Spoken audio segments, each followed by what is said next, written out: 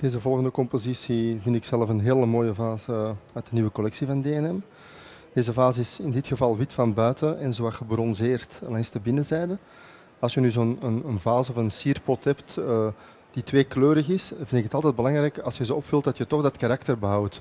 En dat je op een of andere wijze er probeert in te slagen van die tweekleurigheid ook na de compositie nog volledig zichtbaar te laten voor het eindresultaat. Vandaar gaan we het met heel veel respect eigenlijk behandelen. We hebben daar oases in gedaan van onder. Daarover gewoon heel kleine steentjes in een heel neutrale kleur, zodat die op de achtergrond blijven. En daar hebben we een beetje stelgras in gestoken. Nu gaan we van boven dat stelgras gewoon dat hortensia-bloemetjes verlijmen, zodat we zeker echt een speelsheid krijgen, precies het white, een beetje in de herfstwind. Donc ici, vous avez une très belle base de chez D&M Dépôt, très intéressante, blanche à l'intérieur et couleur bronze, à l'extérieur et bronze à l'intérieur. Donc il est important quand on a un pot de caractère comme ça avec deux couleurs, de bien maintenir ces deux couleurs et qu'on puisse encore voir la couleur et que la mise en évidence de ce pot. Donc à la base ici, vous avez de la mousse Oasis jusqu'à cette hauteur-là.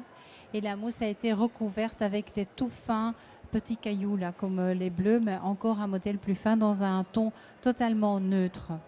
Donc ici, il y a le Steengras qui est positionné, tout simplement. Donc gardez aussi cet effet de légèreté qui invite aussi quelque part à aller voir ce qui se passe à l'intérieur du pot. Nou gaat het ook allemaal wat buigen en zo. Ja. Het zou nog iets langer mogen drogen eigenlijk. Donc c'est le poids de la fleur qui va donner encore, qui va accentuer la courbure donc des herbes ici. Oeps. Plakt makkelijker aan de vingers ja. dan aan het groen.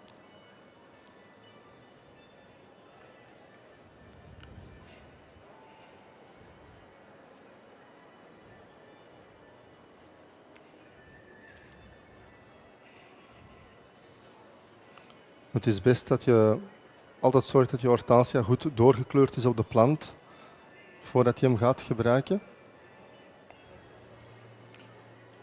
Want anders verschrompelen ze na 1 dag al. Maar in deze vorm, in dit stadium, blijven ze toch heel lang goed. Wij spuiten ze meestal ook in met Clearlife van Oasis, wat gewoon een soort anti-damplaagje geeft en waardoor ze toch gemakkelijk enkele weken heel mooi hun vorm houden. Als je ze niet in de zon plaatst of zoiets, dan kan het zijn dat ze mooi indrogen ook en dat je compositie eigenlijk heel lang zo kunt laten staan.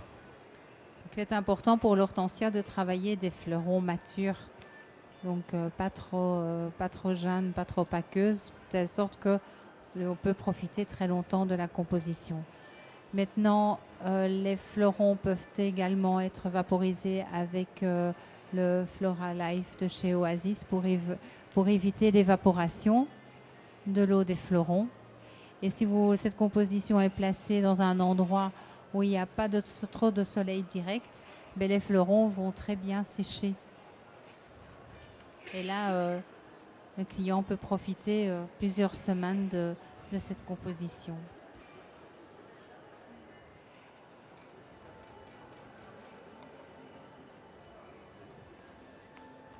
Voilà.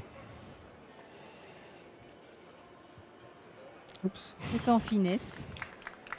Superbe, merci Nico.